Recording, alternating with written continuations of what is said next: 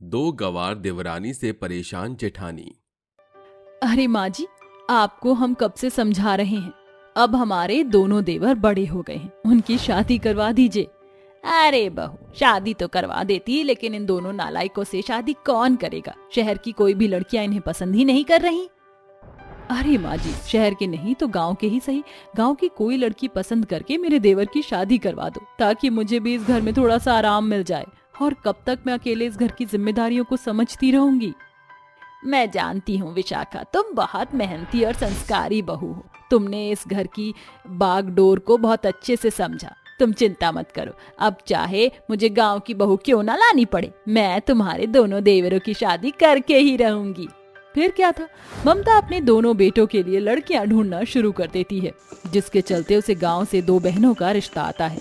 वह दोनों बहुत खूबसूरत हैं, जिसके चलते ममता अपने दोनों बेटों का रिश्ता उन दोनों से तय कर देती है। कुछ ही दिनों में ममता अपने दोनों बेटों की शादी करवा कर उन दोनों को घर ले आती। अरे आओ आओ बहू, घर में आओ, तुम्हारा स्वागत है। आज से घर हमारा नहीं बल्कि तुम्हारा भी है। जैसे रहना चाहो वैसे रह सकती हो। हरी बाबा जी, जरा देखो तो सही, कितना सुंदर बंगला है तुम्हारा। लगता है कि मैं कोई ख्वाब देख रही हूँ। दांत पगली, किसने कहा ये सपना है? ये तो हकीकत है। हम शहर में एक बहुत सुंदर घर के अंदर शादी करके आए हैं। दोनों को इतना खुश देखकर विशाखा और ममता दोनों ही मुस्कुराने लगती हैं, लेकिन उन्हें आगे होने वाली दुर्घटनाओं की जरा भी आशंका नहीं होती। गायत्री और गौरी की शादी के कुछ ही समय होता है, जिसके बाद उनके रंग रंग शुरू हो जाते हैं। एक दिन गायत्री पूजा करते करते घर के इंग्लिश टॉयलेट के पास पहुंच जाती है, जिसे देखते ही वो कहती है, अरे वाह, कोई सपना तो नहीं देख रही हूँ। हमारे घर में टॉयलेट भी है, और वो भी टॉयलेट। मुझे तो इसकी पूजा करनी चाहिए। ऐसा सोचकर पूजा की थाली लेकर वो आती है और धूप बत्ती लगाकर इंग्लिश टॉयलेट की पूजा करने लगती है। तभी वहां विशाखा आ जाती है और उसे ऐसा करते हुए देख लेती है। हे भगवान, तुम यहाँ ये क्या कर रही हो? अरे जेठानी जी, आपको दिखता नहीं क्या? ये जानबूझकर नजरअंदाज कर रही हो। हम यहाँ टॉयलेट जी की पूजा कर रहे हैं। ऐसा क्यों कर रही हो? मैं यही तो जानना चाहती हूँ, आखिर टॉयलेट की पूजा कौन करता है? अरे जेठानी जी, आप नहीं जानती हो, हमारे पूरे गांव में ऐसा टॉयलेट कहीं भी नहीं है। और तो और हमारे पूरे गांव के टॉयलेट है ही नहीं। हमारे लिए तो ये बहुत ही पवित्र स्थान है जेठानी जी। अरे तुम गांव की गवार हो क्या? तुम्हें पवित्र जगह का जरा भी अंदाजा है? एक टॉयलेट की पूजा कैसे कर सकती हो? हमारे पूरे गांव में किसी भी घर के अंदर टॉयलेट ही नहीं है। मैं तो बहुत भाग्यशाली हूँ जो मुझे मेरे ससुराल में सुलभ इंग्लिश टॉयलेट मिला है। और अगर मैं इसकी पूजा ना करूँ तो इंग्लिश टॉयलेट का अपमान होगा, अपमान। गायत्री की बात सुनकर विशाखा हैरान रह जाती है, जिसके बाद वो वहां से चली जाती है। वहीं दूसरी तरफ गौरी घर में चारों तरफ कपड़ा लेकर डस्टिंग कर रही होती, तभी उसे लैपटॉप, कंप्यूटर, सीपीयू और फोन नजर आता है, जिसे देखकर वह अपने मन ही मन सोचती है, अरे अरे ये क्या, कितनी धूल मिट्टी जमीन पड़ी है इन सब पर। लगता है कोई धोता ही नहीं है। हे भगवान, हमारी जेठानी भी ना पूरी कामचोर है, कोई सामान धो धाकर नहीं रखती है। ऐसा कहकर गौरी सारा का सारा सामान, लैपटॉप, कंप्यूटर, सीपीयू और फोन सभी वॉशिंग मशीन के पास ले जाती है, जिसके बाद वह वॉशिंग मशीन में लैपटॉप, कंप्यूटर, सीपीयू, फोन सब कुछ डाल देती है और उसमें पानी डालकर घुमाने लगती है। जैसे ही मशीन चालू होती है, चारों तरफ बहुत तेज आवाज आनी शुरू हो जाती है। हाय दैया, ये सब क्या हो रहा है? कहीं कोई भूचाल तो नहीं आने वाला? हरी, मुझे यहाँ से भागना चाहिए। पता चल रहा है कि सारी धरती आसमान फटकर मेरे ऊपर ही गिर जाए। मशीन के अंदर की आवाज सुनते ही गौरी घबरा जाती है और हॉल में जाकर मेज के नीचे छुप जाती है, जिसके बाद विशाखा भागते हुए वॉशिंग मशीन के पास जाती है और तुरंत वॉशिंग मशीन को बंद कर देती है। हे भगवान, ये सब क्या हो रहा है? इस घर के अंदर कहीं कोई टॉयलेट की पूजा कर रहा है तो कहीं कोई वॉशिंग मशीन के अंदर सारी इलेक्ट्रॉनिक चीजें धो रहा है। इस तरह ये घर कैसे चलेगा? विशाखा ये सब देखकर हैरान रह जाती है, जिसके बाद वह गौरी को जोर जोर से आवाज लगाती है, गौरी, गौरी, कहाँ हो तुम? जल्दी यहाँ पर आओ, ये सब क्या चल रहा है इस घर के अंदर? तभी टेबल के नीचे से गौरी डरते हुए आवाज लगाती है, अरे जेठानी जी, हम यहाँ पर हैं, टेबल के नीचे छुपे हुए हैं। अरे भूकंप आने वाला है जेठानी जी, आप भी टेबल के नीचे आ जाइए, छुप जाइए, नहीं तो भूकंप आपको भी ले जाएगा। तभी विशाखा टेबल के पास आती है और टेबल के नीचे झांककर गौरी से कहती है, कोई भूकंप वगैरह नहीं आ रहा है, अभी के अभी टेबल के नीचे से बाहर निकलो। विशाखा के कहने पर गौरी बाहर आती है। लागत है भूकंप चला गया है। चलो अच्छा हुआ, अब किसी की जान नहीं जाएगी। तुम दोनों की दोनों गवार हो क्या? समझ क्या रखा है इस घर को? अरे तुम्हारी बहन टॉयलेट में जाकर इंग्लिश टॉयलेट की पूजा कर रही है और तुम इलेक्ट्रॉनिक सामान वॉशिंग मशीन में धो रही हो। देखो ये सब पागलपंती है, छोड़ दो। विशाखा गौरी को डांट ही रही थी कि तभी वहां गायत्री भी आ जाती है।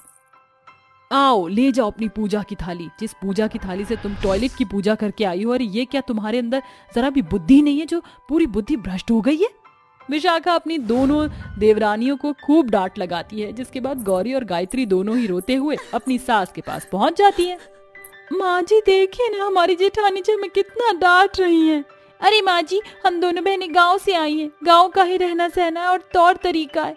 शहर के तौर तरीके में ढलने में समय लगता है, लेकिन जेठानी जी तो हम पर चुड़ैल की तरफ प्रभाव डाल रही हैं। फिर तुम दोनों ने ऐसा क्या किया जो विशाखा बहू तुम पर इतना चिल्ला रही है? जरा तुम मुझे बताओ तो सही। गौरी और गायत्री दोनों अपने अपने किए हुए कामों को बताती हैं, जिसे सुनते ही ममता भी हैरान रह जाती है। और ममता उन दोनों से कहती है, अरे अरे बहू, ये तुमने क्या किया? तुमने तो हमारा लाखों का नुकसान भी कर दिया। अब ऐसे में तुम्हारी जेठानी भड़केगी नहीं तो क्या करेगी? ममता बहुत प्यार से अपनी दोनों बहनों को समझाती है। वहीं विशाखा भी उनके पास आकर उन्हें समझाने लगती है, जिसके बाद उन दोनों को अपनी गलती का एहसास होता है। जेठानी जी हमें माफ कर दीजिए, हमारी वजह से कितने लाखों रुपए का सामान खराब हो गया है। हाँ जेठानी जी, हमें बहुत शर्मिंदगी है। आप हमें शहर के तौर तरीके सिखा दो। आज के बाद हम ऐसा कभी नहीं करेंगे। तुमने सही कहा, मैं ही पागल थी। तुम दोनों गांव से आई हो, तुम्हें यहाँ के तौर तरीके ही नहीं पता। लेकिन चिंता मत करो, मैं तुम्हें यहाँ के सभी तौर तरीके अच्छे से सिखा दूंगी। फिर क्या था, बड़ी जेठानी अपनी दोनों गांव की गवार देवरानियों को अच्छे से शहर के तौर तरीके सिखाती है, जिसके चलते अब उनके पहनावे से लेकर बोली में बहुत फर्क आ जाता है और वह घर में सलीके से काम करना शुरू कर देती हैं, जिसके चलते विशाखा की उसकी दोनों देवरानियों के साथ खूब अच्छे से बनती है और वो सभी एक साथ खुशी खुशी रहने लगते हैं। किसी ने सच ही कहा था कि ईश्वर सभी जगह नहीं हो सकते, इसलिए उन्होंने माँ बनाई है। और माँ हर वक्त आपके साथ नहीं हो सकती, इसलिए उन्होंने बहन बनाई है। इसी तरह आज की हमारी कहानी है दो बहनों की, जो अपनी माँ विमला के साथ रहा करती थी। उनमें बड़ी बहन का नाम अंजलि और छोटी बहन का नाम नंदिनी था। अंजलि और नंदिनी में बस 2 साल का ही अंतर था। वो दोनों बहनें बिल्कुल सखी सहेली की तरह रहा करती थी। अंजलि दीदी, मेरी फ्रॉक यहाँ से थोड़ी फट गई है, क्या आप इसे सिल देंगी? मैं अभी थोड़ी बिजी हूँ नंदू। सिल दो ना दीदी, वैसे भी कुछ दिनों के बाद तो आपकी शादी हो जाएगी और आप हमें छोड़कर अपने ससुराल चली जाओगी। तब कहाँ मैं आपसे कोई काम कराऊंगी। अच्छा बाबा ठीक है, चल अब ज्यादा इमोशनल ब्लैकमेल मत कर। इसी तरह उन तीनों माँ बेटियों का जीवन हंसी खुशी बीत रहा था और देखते ही देखते अंजलि की शादी का दिन आ गया था। विमला ने अपनी बेटी को दहेज में उसकी जरूरत का सारा सामान दिया। मेहमानों ने भी दिल खोलकर विमला की तारीफ की। अरे विमला बहन, तुमने तो कमाल ही कर दिया। अपनी बेटियों के सर पर बाप का साया ना होते हुए भी आपने कभी अपनी बच्चियों को उनकी कमी महसूस नहीं होने दी और अब इतना कमाल का दहेज देकर अपनी बेटी को विदा कर रही हो। आपकी तो दाद देनी पड़ेगी। विमला बहन तो मिसाल है अपनी बेटियों के लिए कि माँ हो तो विमला बहन जैसी हो। हाँ? इसी तरह सब कुछ हंसी खुशी चल रहा था। शहनाइयां बज रही थी, चारों तरफ खुशी का माहौल था। आखिरकार विदाई का समय आया। बेटी की विदाई से पहले ही विमला को दिल का दौरा पड़ गया और वो वहीं गिर गई। माँ, माँ उठिए, आपको क्या हुआ माँ? माँ, माँ उठिए ना माँ, क्या हुआ आपको? दोनों बहनें अपनी माँ को हॉस्पिटल लेकर पहुंची। हॉस्पिटल में अंजलि का पति संजय और उसकी सास अनुराधा भी साथ गए थे। डॉक्टर ने विमला का चेकअप किया और बाहर आकर बोला, आई एम सॉरी, हम उन्हें नहीं बचा पाए। डॉक्टर के इतना कहते ही दोनों बहनें जोर जोर से रोने लग गई और डॉक्टर से अपनी माँ को वापस ठीक करने की विनती करने लगी। ऐसा मत कहिए डॉक्टर, हमारी माँ को बचा लीजिए। हमारा इस दुनिया में इनके सिवा कोई नहीं है, प्लीज इन्हें बचा लीजिए डॉक्टर। इट्स नॉट पॉसिबल, अब वो इस दुनिया में नहीं है। I am sorry. दोनों बहनें हॉस्पिटल से वापस आ जाती है और अपनी माँ के अंतिम संस्कार की तैयारी करती है। अंतिम संस्कार हो जाने के बाद अंजलि की सास उसे उसके ससुराल चलने को बोलती है। देख अंजलि बेटा, माना ये बहुत बड़ा सदमा था, पर तेरी शादी हो गई है और तुझे अपने ससुराल चलना होगा। हाँ माँ, मैं समझती हूँ, पर मेरे बिना मेरी नंदू का क्या होगा? क्या हम इसे भी अपने साथ ही ले जाएं? तुम बिल्कुल ठीक कह रही हो अंजलि, हमें नंदिनी को अपने साथ लेकर जाना ही होगा। क्या सच? सच में आप तैयार हैं? अब और कर भी कह सकते हैं, जहाँ इतना दहेज का सामान है वहाँ एक साली और सही। अंजलि नंदिनी को अपने साथ अपने ससुराल ले जाती है। अंजलि का स्वागत सभी रस्मों रिवाज के साथ होता है। सभी मेहमान अंजलि की खूब तारीफ करते हैं। अरे वाह, कितनी खूबसूरत बहू है आपकी अनुराधा जी। हाँ बिल्कुल चांद सा चेहरा है। आप और अनुराधा जी, ये कौन है आपकी बहू के साथ? ये कौन आई है? ये तो दहेज में आई हुई साली है। वाह, दहेज तो दहेज, साथ में साली भी फ्री मिली। इसी तरह सभी बातें बनाते रहते हैं। अंजलि और नंदिनी सभी की बातें सुनती रहती है। तो इन सब बातों पर ध्यान मत दे नंदू। इसी तरह रोज नंदिनी को भी इसी तरह के बातों का सामना करना पड़ रहा था। अंजलि की सास बार बार उसे ये एहसास दिलाती रहती थी कि वो बस दहेज में आया हुआ एक सामान है। नंदिनी इन सब से बहुत परेशान हो गई थी। अंजलि की सास उससे घर का खूब काम करवाती थी। नंदिनी, जा जरा जाकर मेरे लिए चाय बना कर ला, और हाँ याद रहे, चीनी रोक के और पत्ती ठोक के ऐसी ही चाय बनाना, समझी? अब जल्दी जा। जी। अनुराधा नंदिनी के साथ पूरे दिन ऐसा ही व्यवहार करती थी, और अगर कोई भी उससे नंदिनी के बारे में पूछता था तो वो उसे दहेज में आई हुई साली कहकर उसकी पहचान बताती थी। इसी तरह दिन पे दिन बीतते जाते हैं। नंदिनी अपनी बहन की खातिर अपना मुंह बंद करके वहां रुककर सब कुछ सह रही थी। एक दिन संजय के घर उसके दूर का भाई राकेश आता है। कैसा है राजेश, तू तो ईद का चांद हो गया है। मैं तो ठीक हूँ। और संजय, तू बता, तेरी लाइफ कैसी चल रही है? मुझे पता चला है कि तूने शादी कर ली, हाँ? और हमें बताया भी नहीं। अरे हाँ, बस क्या बस? हमें हमारी भाभी से तो मिला दे। संजय अंजलि को अपने भाई राकेश से मिलवाता है। तभी वहां अंजलि से कुछ कहने नंदिनी आ जाती है। संजय, ये कौन है? ये मेरी साली है। ओ साली।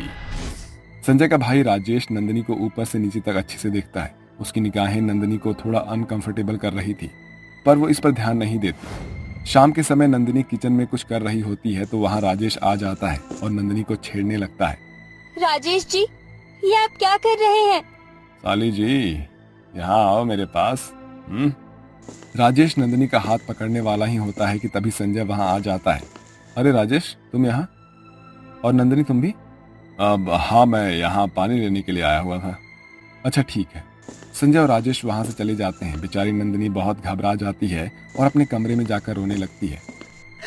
हे ऊपर वाले, क्या इस घर में मुझे सामान कह कर कम सताया जा रहा था, जो अब ये राजेश नाम की नई बला भी आ गई। नंदिनी खूब रोती है, लेकिन उसके पास कोई नहीं आता। अंजलि भी घर के कामों में इतनी व्यस्त होती है कि उसे इन सब के बारे में कोई पता ही नहीं होता। इसी तरह रात हो जाती है। नंदिनी अपने कमरे में ही आराम कर रही होती है। तभी उसको ऐसा लगता है कि कोई उसके कमरे की तरफ आ रहा है। लगता है कोई आ रहा है, कहीं ये वही तो नहीं? नंदिनी घबरा जाती है और वो सावधान हो जाती है।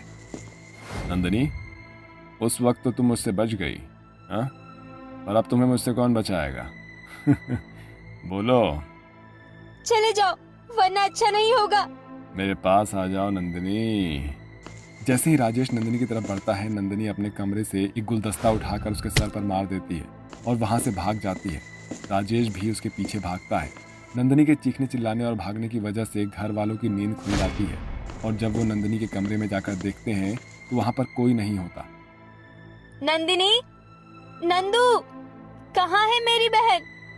अरे वो सामान, मेरा मतलब तेरी बहन, यहीं कहीं होगी। खबरदार माँ जी, अगर मेरी बहन को सामान कहा तो कहाँ है वो?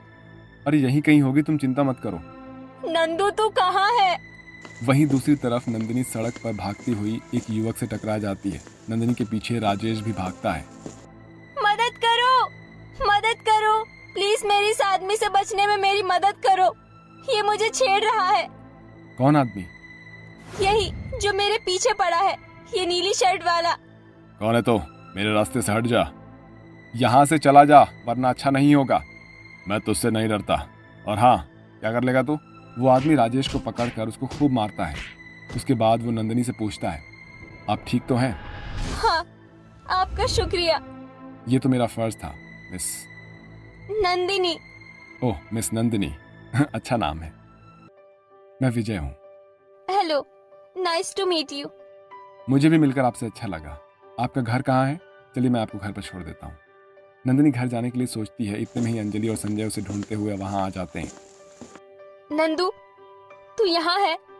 तू ठीक तो है ना? तू यहाँ क्या कर रही है? और ये कौन है? रिलैक्स दी, मैं ठीक हूँ।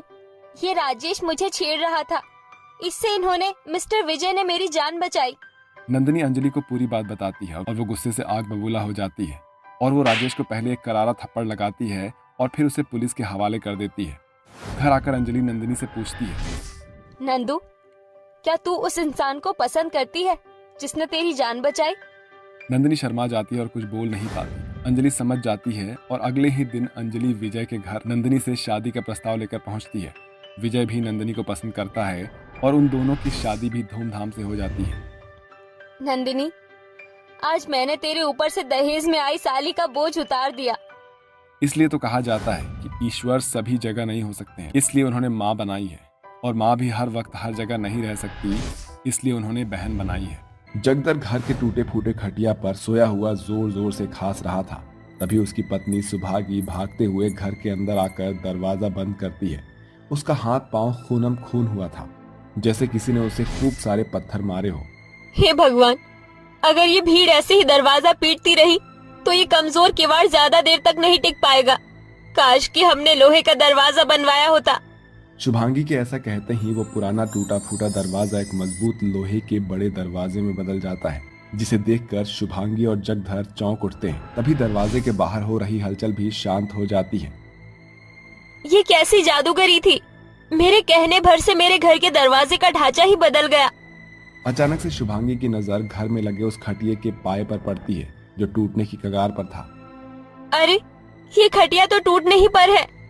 शुभांगी चूल्हे के पास रखे आंच जलाने के पूले से एक बिस्तर तैयार करके जगधर को उस पर सुला देती है। तभी 5 साल की परी अपनी माँ से बोलती है, माँ, मुझे बहुत जोरों की भूख लगी है, जल्दी से कुछ बना दो ना, मेरे पेट में गुड़गुड़ हो रही है। हे भगवान, आज जलाने के लिए मैं जो सूखे पूले बटोर कर लाई थी उसका तो बिछावन बना दिया।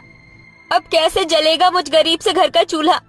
ऐसा कहते हुए शुभांगी फूट फूट कर रोने लगती है। तभी चूल्हा जैसे किसी जादूगरी से जल उठता है और खाना बनाने के बर्तन नाचते हुए चूल्हे पर चढ़ जाते हैं, जिसमें से तरह तरह के पकवान तलकर बाहर बर्तन में आ जाते हैं। एक साथ इतना सारा स्वादिष्ट खाना देखकर परी ललच कर खाने पर लपक पड़ती है। देखो माँ, ये चूल्हा तो खुद ही जल उठा और कितने सारे पकवान भी दिए। आओ पिताजी, आप भी पेट भर कर खा लो।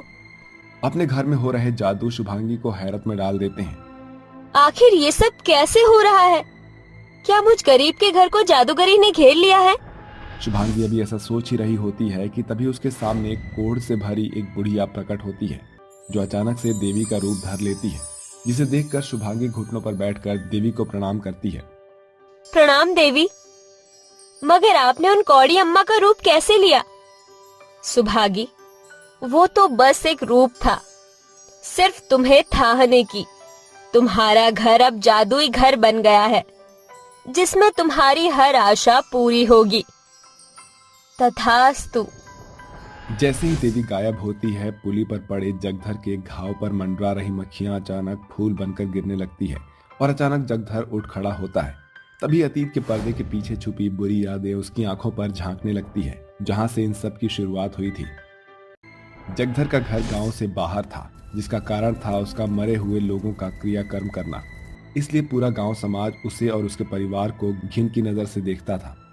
सुभागी, परी का ख्याल रखना, मैं गांव जा रहा हूँ। अजी, मगर तुम तो जानते हो ना कि गांव वालों ने हमें गांव में घुसने से मना किया है। वो हमसे घिन करते हैं। सुभागी, ये जिल्लत तो हमारी पीढ़ियों ने भोगी है, क्योंकि ये समाज अंतिम संस्कार करने वाले गरीबों से नाता नहीं रखते, मगर इनके घर के दान से ही हमारी रोजी रोटी चलती है। जगधर अपने कांधे पर झोला लटकाए गांव आकर सभी के दरवाजों के आगे खड़ा होकर दान मांगता है। इस गरीब की झोली में दान डालो। अरे ओ गरीब चांडाल, मुखिया जी ने तुझे इस गांव में लात रखने से भी मना किया था ना, फिर भी तू मुंह उठाकर चला आया। दिन रात चिताएं जलाता है, तेरी हिम्मत कैसे हुई मेरी चौखट पर चढ़ने की? अगर सभी समाज में मनमर्जी की जिंदगी जिएंगे तो आखिरकार कौन करेगा मुर्दों का दाह संस्कार। अब गांव ने मुझ गरीब को यही जिम्मा सौंपा है, तो इसमें मेरा क्या दोष। तेरी ये मजाल, तू गरीब चांडाल आके जुबान चलाता है। ठहर तू। सविता चिल्ला चिल्ला कर गांव के पूरे लोगों को इकट्ठा कर लेती है और सभी जगधर को लाठी की मार मारने लगते हैं। अरे मुझ गरीब पर तरस खाओ, अरे मुझे जाने दो, अरे मैं बाल बच्चेदार हूँ, जाने दो, मत मारो। कान खोल कर सुन ले जगधर, अगर दोबारा इस गांव के भीतर नजर भी आया तो आएगा तो तू 2 पांव पर, लेकिन जाएगा 4 कंधों पर, और तेरे साथ तेरी बीवी और बच्ची को घर समेत फूंक देंगे हम लोग। समझ में आया तुझे? चल भाग यहाँ से। जगधर जैसे तैसे लड़खड़ाते लंगड़ाते हुए अपने टूटे फूटे घर में पहुंचता है। उस दिन के बाद से वो फिर कभी गांव में नहीं जाता। ऐसे में गांव से मिलने वाले दान का दाना पानी रुक जाने के बाद उनके घर की हालत इस कदर बुरी हो जाती है कि वो दाने दाने के लिए दुबर हो जाते हैं। तभी एक दिन जगधर के पास घीसू, जो कि उसका पुराना दोस्त था, उसके घर के चौखट पर कुछ राशन रख जाता है। ई ले जगधर, ये राशन से खाना पका कर खा लो। शुक्रिया घीसू। सुभागी उस राशन से खाना बनाती है। तभी कोढ़ से पीड़ित एक बुढ़िया उसके दरवाजे पर आती है। उसके घाव पर मक्खियां भिनभिना रही थी। मदद करो, मुझ कोढ़ लगी बुढ़िया की। कोई नहीं पूछता, न मेरे पास घर है न ठिकाना, भूख भी लगी है। अरे अम्मा, वहाँ क्यों खड़ी हो, अंदर आओ। सुभागी और जगधर उस बुढ़िया के कोढ़ का इलाज करते हैं और ये सिलसिला कई रोज तक चलता है। फिर एक दिन, शुक्रिया, तुम्हारी वजह से मेरा कोढ़ का रोग छूट गया। भगवान तुम्हारे घर को आबाद रखे। ये कहकर बुढ़िया चली जाती है, मगर शाम के ढलने तक जगधर का शरीर फफोलों से भर जाता है। मगर उसकी आशा नहीं टूटती। यही फल था कि बुढ़िया बनकर आई देवी उनके घर को जादुई घर के वरदान से भर देती है। माँ, क्या ये जादुई घर मुझे कपड़े दे सकता है? देखो ना, मेरे सारे के सारे कपड़े फटे पुराने हैं। अब ये मुझे बिल्कुल भी नहीं भाते हैं। जादुई घर, क्या तुम परी को कपड़े दोगे? परी की इतना कहते ही जादुई घर के छत से खूब सारे सुंदर कपड़े की बौछार लग जाती है, जिसे देखकर परी खुशी से उछल पड़ती है। अरे वाह, जादुई घर! तुम तो बिल्कुल अलादीन के चिराग के जैसे कमाल करते हो। सुभागी, अरे हमारे इस घर की छत जो है एकदम कमजोर हो गई है, और काहे ना हम इस घर का जो है नया सिरा से नींव रखें। ऐ मेरे जादुई घर, क्या तुम हमारे इस गरीब घर को नया बना सकती हो? जगधर के इतना बोलते ही उसका टूटा फूटा फूस का कच्चा घर एक सुंदर से आशियाने में बदल जाता है, जिसमें जरूरत की हर एक चीज मौजूद थी। इस तरह से जादुई घर से न सिर्फ जगधर और उसके परिवार की भूखमरी खत्म होती है, बल्कि उनके सर पर पक्की छत भी आ जाती है। अजी देखो, हमारा घर कितना सुंदर बन गया। अब हमें गरीबी में दिन रात नहीं बिताना पड़ेगा। सुभागी अभी ऐसा बोल ही रही होती है कि तभी गांव की बड़ी भीड़ उनके घर की ओर चली आती है। अरे क्या बात है, आप सभी अचानक से यहाँ? गांव में सब ठीक तो है? सविता रोते हुए जगधर को सारी बातें बताती है। हमें तुम पर वो जुल्म नहीं ढाना चाहिए था। शायद हमारा गांव उसी का फल भोग रहा है। सभी खेत खलिहान सूख गए हैं, अनाज के भंडार भी खाली हो गए। हम सभी को दाने दाने पर आफत हो गई है। आप सभी चिंता मत कीजिए, मेरे रहते ये गांव भूखा नहीं रहेगा। जगधर पूरे गांव को जादुई घर के पास लाकर उसे खाना मांगता है। ऐ मेरे जादुई घर, मुझे इसी पल खूब सारा खाना दो, मेरा गांव भूखा है।